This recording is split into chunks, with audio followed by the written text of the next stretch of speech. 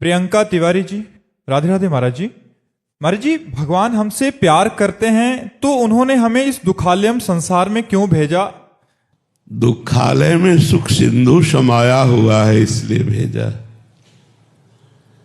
इस दुखालय में जो आनंद सिंधु सुख राशि सीकर तय त्रैलोक सुपाशी सो सच्चिदानंद परम धाम भगवान सबके हृदय में विराजमान है। जो भगवान से विमुख है उसके लिए दुखालय है, और जो भगवान के सन्मुख है उसके लिए दसों दिशाएं आनंदमयी हैं। इसीलिए हम कहते हैं भगवान का नाम जप करो, भाव कुभाव अनख आलसहु, नाम जपत मंगल दिशि दसहु। दसों दिशाओं में सुख ही सुख है। दुख कहाँ है? भगवान से विमुख होने पर। ये दुखालय है भगवान से विमुख होने पर। यदि हम भगवान के सन्मुख हो जाए तो हम तो यही चाहते हैं कि हमारा बार बार जन्म हो, हम मुक्त ना हो, हर बार जन्म हो और वृंदावन वासी बने और प्रिया प्रीतम के उपासी बने और आपके बीच में बैठ के एकांतिक करे ना। हर बार अगर हमारा जन्म हो और खूब उनका गुणगान करें, देश की सेवा करें, समाज की सेवा करें, तो हमें मोक्ष नहीं चाहिए।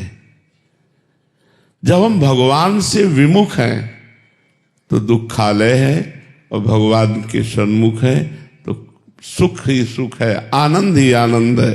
ब्रह्मभूता प्रसन्नात्मा न सोचते न कांक्षते, न कोई शोक है न कोई चिंता है। एक अपार आनंद। मनुष्य जीवन में भजन कर सकते हो, स्वर्ग में भजन नहीं कर सकते। आप ब्रह्मलोक में भजन नहीं कर सकते।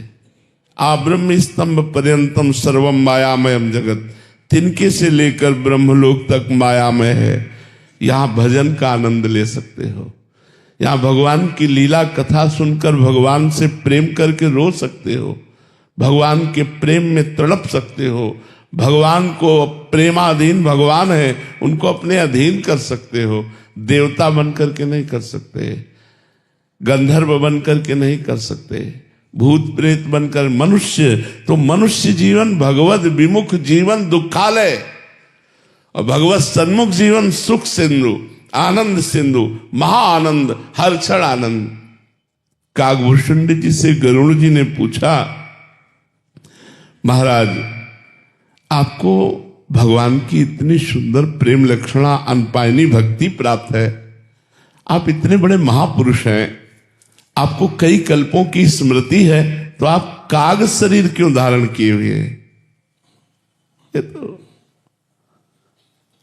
कागभूषण जी ने कहा, गरुड़ जी इसी काक शरीर से मुझे भगवान की भक्ति प्राप्त हुई, इसलिए काक से बड़े कल्प के कल्प हो गए, कई बार कल्प बदल गए, लेकिन मैंने अपना शरीर नहीं बदला, क्योंकि इस काक शरीर से भगवान की भक्ति प्राप्त हुई है। कहां दुखालय है? अगर हमारा मन वचन कर्म से भगवान के चरणों में सेवा भाव है, नाम जप कर रहे हैं, परोपकार कर रहे हैं, तो दुख कहां है? सुख ही सुख है। देखो, यदि परमात्मा से विमुख हो तो चाहे राष्ट्र का सब सुख तुम्हें मिल जाए तो भी तुम दुखी रहोगे, और तुमसे सब छीन लिया जाए, केवल परमात्मा चिंतन होता रहे, तो तुम बादशाह हो। तुम्हारे अंदर जो सुख होगा वो त्रिभुवन में कहीं सुख नहीं होगा। चाह मिटी, चिंता मिटी, मनुआ बेपरवाह।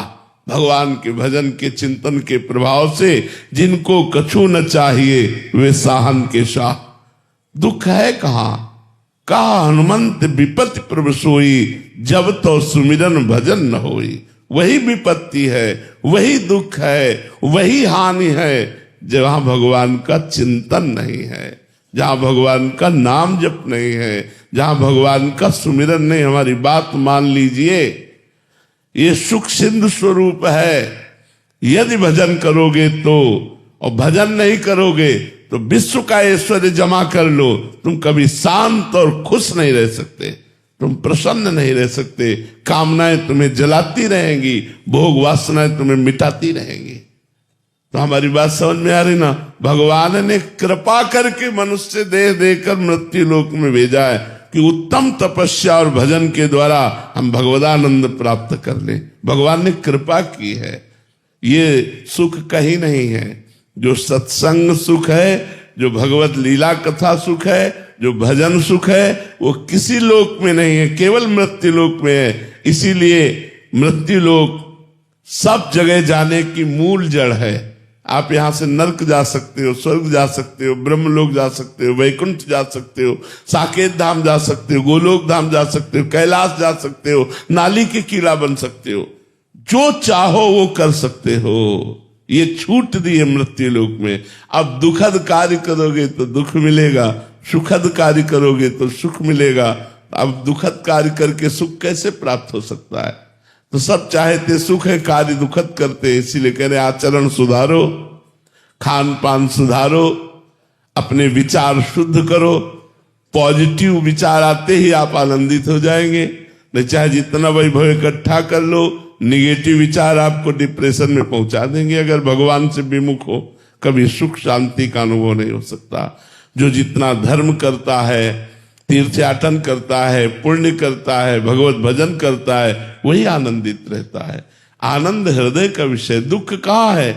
यदि मेरा हृदय आनंदित है तो सब आनंद ही आनंद है। अगर मेरा हृदय दुखी तो सब जगह दुख ही दुख है।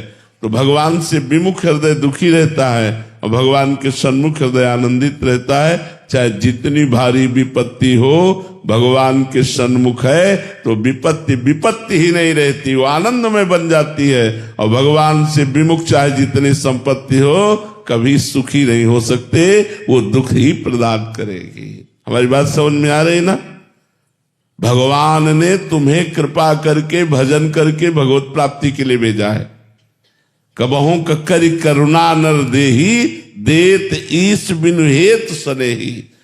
नर तन कर फल विषय न भाई, भजी राम सब काम बिहाई। विषय भोग में दुख है, भगवान के चिंतन में सुख है। तो छोड़ो ना विषय भोग और भगवान का चिंतन करो, अभी आनंदित हो जाओगे। अब जा रहे हो दुख की तरफ, कह रहे हो भगवान ने हमें दुख दिया क्यों? अरे भगवान ने बाजार लगाई, चाहे दुख खरीदो चाहे सुख। अब तुम दुख खरीद रहे हो तो उसमें भगवान का क्या दोष है? आचरण कर रहे हो पाप, मनमानी आचरण कर रहे हो तो दुख नहीं मिलेगा। अगर भगवान का भजन कर रहे हो तो सुख मिलेगा, आनंद मिलेगा। चाहे जितना बुरा प्रारब्ध आ जाए और भगवान का चिंतन चल रहा है तो आनंद रहता है, प्रसन्नता रहती है, हृदय शांत रहता है।